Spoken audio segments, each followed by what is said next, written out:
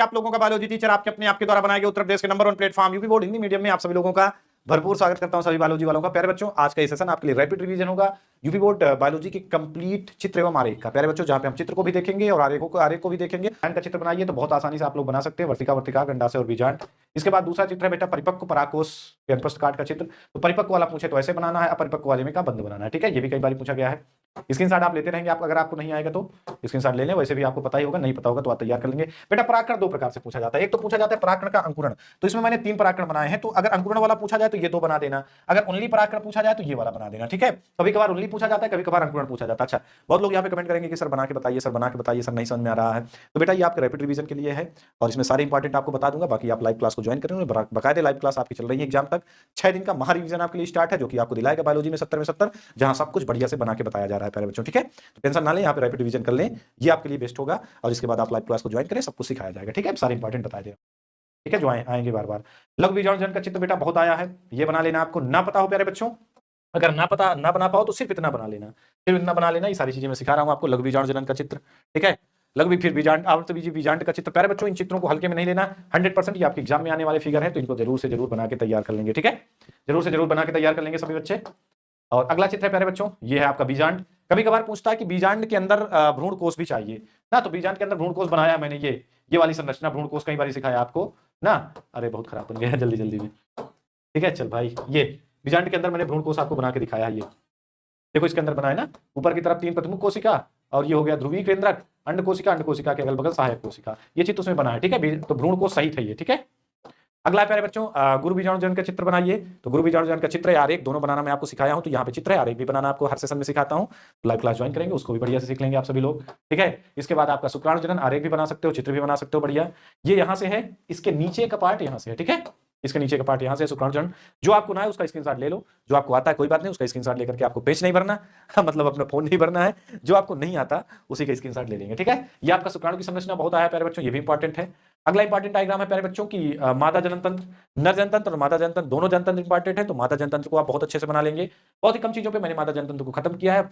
बहुत सारे बच्चों को ये डाउट होता है, सर जितने नाम हमने चित्र में आपने लिखे हैं या बुक में जितने नाम लिखे हैं, क्या उतने सारे नाम हमको लिखना है? नहीं प्यारे बच्चों, अगर आप मेन नाम भी लिख देते हो तो कोई दिक्कत नहीं, आपके नंबर नहीं कटेंगे। जैसे यहाँ पे योनि दर्शा दिया, अंडाशय दर्शा दिया, फैलोपियन ट्यूब दर्शा दिया, कहानी खत्म। अंत स्तर, मध्य स्तर, स्रावित अंग नहीं दर्शाया, कोई बात नहीं। मेन अंग गर्भाशय, मेन अंग दर्शा दिया, कहानी खत्म। जो आपको याद है, तो आपको जितने याद हो उतने आप एग्जाम में लिख दो, कोई दिक्कत नहीं। जरूरी नहीं कितने नाम लिखना है आपको। और हिंदी में कहते गुरु जी यहाँ पे हिंदी में भी लिखा है, इंग्लिश में लिखा है, दोनों में लिखना है। तो जो आज याद हो आपको, हिंदी में याद हो आप हिंदी में लिख देना, और इंग्लिश में अगर याद हो ना तो हिंदी में इंग्लिश में लिख देना, बस कोई दिक्कत नहीं, कोई इशू नहीं। इंग्लिश हिंदी किसी में भी लिख सकते हो, एक ही में लिखना। जितने नाम याद हो मेन का उतना लिख देना, कोई दिक्कत नहीं। सब कुछ छापने की कोई जरूरत नहीं है। ठीक है, आगे चलें तो प्यारे बच्चों, ये नर जनतंत्र का एक सिंपल सा डायग्राम बढ़िया बना देना, बना के कई बार मैंने सिखाया है। लाइव क्लास ज्वाइन करिए, अभी भी सिखा रहा हूं बेटा, 70 में 70 का वादा है और दिलाएंगे तुम्हारे लिए, जरूर से जरूर तुम्हारे लिए आएंगे प्यारे बच्चों। और इस बार जब तक तोड़ेंगे नहीं तब तक छोड़ेंगे नहीं। लाइक जरूर करिएगा सभी लोग और शेयर जरूर करिएगा। और नामांकित चित्र बनाना है किसका? स्तन ग्रंथि का, कई बार आया है तो स्तन ग्रंथि का ये बना लेंगे आराम से। ठीक है, फिर अंडाणु का नामांकित चित्र, अंडाणु का भी चित्र बना लेंगे सभी लोग। अंडाणु के बाद होता है अंडाणु जनन, ये होता है अंडाणु जनन का गुणन प्रोवस्था, वृद्धि प्रोवस्था और परिपक्वन प्रोवस्था। ये प्रोवस्था खूब बताया है ना। और एनसीईआरटी में अंडाणु शुक्राणु दोनों बने हुए हैं एक साथ, अंडाणु जनन शुक्राणु जनन एक साथ बने हुए, वहां से भी देख करके बना लेना, समझ लेना, एकदम सिंपल सा है। मैं सिखा भी रहा हूं आपको हमेशा हर लाइव सेशन में। लाइव क्लास ज्वाइन करेंगे, बढ़िया से सीखेंगे। परीक्षार्थी संकरण आता है बेटा, ये आरेख है, परीक्षार्थी संकरण का आरेख आता है। टेस्ट क्रॉस और बैक क्रॉस, दोनों क्रॉस आपको तैयार करने, एक तैयार करना है टेस्ट क्रॉस और एक तैयार करना है आपको बैक क्रॉस। और बढ़िया से मैं सिखा रहा हूं इन सारी चीजों को, ठीक है, टेंशन मत लेना ना है तो। ठीक है, टेस्ट क्रॉस और बैक क्रॉस डन। ये पूछा है कि मटर के शुद्ध लंबे लाल पुष्प वाले पादप का संकरण शुद्ध पौने सफेद पुष्प से कराया जाए तो पहली पीढ़ी दूसरी पीढ़ी में क्या प्राप्त होगा? रेखा चित्र। ये भी द्विसंकर संकरण का है, ये भी तैयार कर लेना। क्वालिटी बढ़ा के स्क्रीनशॉट ले लो, करना समझ में आए तो। द्विसंकर संकरण है, बस थोड़ा सा नियम चेंज है, थोड़ा सा अलग अलग चीजें लिया गया है बस। ठीक है, थोड़ा सा बदलाव है बस। डन, आगे बढ़ते हैं। करा किसी स्त्री का रुधिर वर्ग ओ है, कई बार करवाया ये, पुरुष का ए बी है, तो भावी संतानों का क्या होगा? तो या तो ए होगा या तो बी होगा। ये वाला आरेख बना लेंगे आप लोग। वर्णांधता की वाहक स्त्री का विवाह सामान्य पुरुष से हो जाएगा, तो उसकी संतान को वर्णांधता के बारे में बताइए, तो कैसे होगा? ये भी आपको खूब बना के बताया सिखाया है। नहीं सीखे कोई बात नहीं, लाइव क्लास को ज्वाइन करना प्यारे बच्चों, सब कुछ सिखा रहा हूँ यहाँ पे रैपिड रिवीजन के लिए। ठीक है, यहाँ पे कोई ये ना कहना कि अरे ई का करवा दिया, ई का दिखा के चले गए तो ये इंपॉर्टेंट के लिए। ठीक है, ठीक है, चलिए। और हीमोफीलिया ग्रस्त पुरुष का विवाह सामान्य स्त्री से करा दिया जाए तो संतानों में उसकी वंशागति का क्या प्रभाव पड़ेगा? ये भी देख लो। वाहक पुत्रियां होंगी, सामान्य पुत्र होंगे। ठीक है, चलिए आगे बढ़े, आगे चलते हैं। मानव में लिंग निर्धारण, एक मानव में लिंग निर्धारण देख लेना और एक देख लेना पक्षी वो मधुमक्खी में लिंग निर्धारण, हनी बी, मधुमक्खी में या मानव में ना, मधुमक्खी में कैसा होता है, मादा के अंदर 32 गुणसूत्र होते हैं, नर के अंदर 16।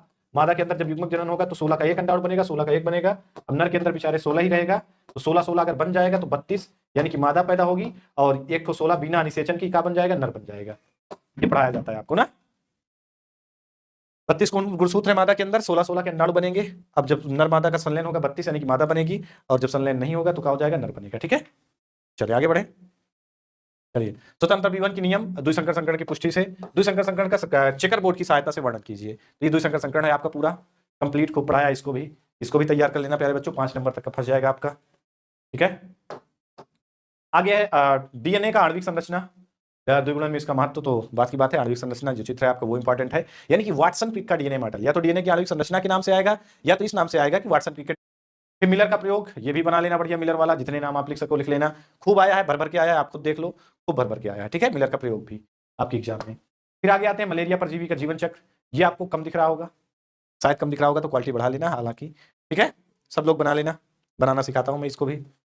चलिए, फिर है बायोरिएक्टर का चित्र, बायोरिएक्टर का कभी 3 नंबर का है, चित्र ना पूछे तभी बना दो, एकदम सरल सा चित्र है। ठीक है, फिर है आपका प्रतिरक्षी अणु का चित्र, काय का चित्र, प्रतिरक्षी अणु का चित्र, एंटीबॉडी का चित्र, काय का, एंटीबॉडी का चित्र खूब आया है भर भर के ये भी।